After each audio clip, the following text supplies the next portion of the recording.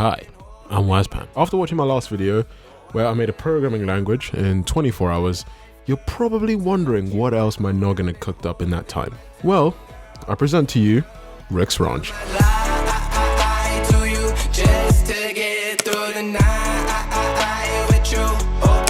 Okay, so what is Rick's Ranch? This is a top-down shooter game about a man who has slightly too much to drink whilst also being attacked by a bunch of animals, naturally, which is a very rough spot to be in. As you play the game, Rick's drunkenness exponentially increases and he starts being a little harder to control.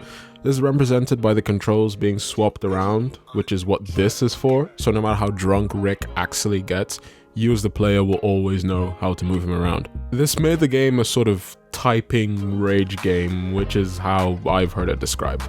It would be silly of me to say I made this game on my own. I worked in a team of 5 doing programming and general admin stuff. Shout out to the Rick Ranch team, you guys are the real heroes. But how did this game come about? 2 words, game jam. I can only produce good quality code when on a time crunch, so these hackathon things really are my bread and butter. The reason the game was designed this way was because there were certain tracks you could apply your game for when actually submitting your final project. So every game automatically gets applied for the overall prize, but you can also apply for like 3 or 4 different other tracks. So going into the game jam, like minute 0, we were like, okay, a track we think we actually have a good chance at winning is interesting controls. So that was sort of the mindset behind a lot of the decisions that we ended up making, so we could win that interesting controls track. So the project started where a lot of good games start, with a new Unity project and a little bit of dread. The first thing we tackled was player movement, and that was actually my job. We wanted Rick to feel responsive but not too precise. Remember, he's drunk, so we actually tweaked his acceleration and deceleration to make him feel slightly less slippery, like he's struggling to stay upright. You see, that would have actually been smart, but you know, I'm the one who did it and I only had 24 hours. And I'm not actually that smart, so a simpler linear motion with constant velocity, and yeah, that was it. We were ready to go. Then it came to aiming. We wanted to go with a simple like rotate the player towards the mouse setup, but that would require a lot of sprites, and we were already, you know, really milking our artist dry. I mean, just look at this buffalo, and just look at this background. Perfection. Instead, we made a gun arrow thing that rotated around the player to show which direction we were aiming. The maths behind it seemed like going in a lot more complicated to begin with, you know, sine, cosine, a bit of Unity's weird angle maths.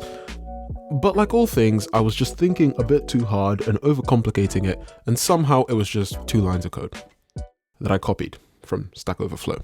So shout out to Stack Overflow for sponsoring my hackathon project. Once the arrow started spinning properly, bullets were almost literally drag and drop. Spawn an object in, give it a lot of velocity, shoot it at the same angle as your gun, and despawn either after collision or after like 5 seconds. There's like ray tracing stuff we could have done, but that's just like overkill. Keep it simple, stupid. Then came the visuals, which was actually the hardest part for me because I had to run around getting Red Bull and snacks for the team while the actual creative people did all the drawing. And you know, they look-y cooked. I think the game has good aesthetic style, and that was actually one of the comments that we got from the judges. It was about this time we had our great GitHub issue. None of us are particularly experienced with GitHub working with Unity, so at some point we all just decided to commit all of our changes at the same time. Nothing merged properly, and we had a bunch of, you know, git collisions or whatever it's called. It was so bad I had to spend the next few minutes, I want to say minutes because it wasn't quite hours, it wasn't quite even an hour, but it was definitely inconvenient, just like combing over everything, making sure all these like completely different systems work together like jigsaw puzzles from 2 different boxes. It was this whole thing, but you know, still fixed it though. At some point our team decided to take a few minutes to relax, walk outside, just really absorb ourselves in the beauty of nature, and then go back to staring at our screens for the next 8 hours because, you know, we've got bugs to make. Next, enemy movement. Which turned out to be a nightmare initially, but very simple after we employ the principle of Occam's razor. There was initially talk of A-star, Dijkstra, all these other solutions. No. Always pick the easiest way out.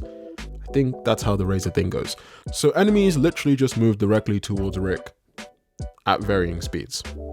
literally it. The health system was also pretty basic, as both humans and animals took damage, so they were just using the same class and UI that came with that. Finally, we added the main menu screen.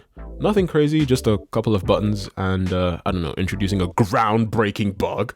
This is one of the things you only discover after you do the first build, because you left it too late, assuming you had so much time. After Rick gets dismembered by all the animals, there's no way to restart the game. You have to restart your entire computer. I'm joking. Just refresh the browser. There you go. The final build of the game we submitted had like 3 or 4 levels. Can't really remember. It's been a while since publishing. And it has been remastered by the other programmer on the team. Both links will be in the comments if you ever wanted to check it out. All in all, very good game, if I don't say so myself, being one of the makers. Typing has never really been my strong suit, but having fun is, and you know, I say that did the job pretty well. Okay, so game jam update. We've made this person, and doesn't really do much for the most part.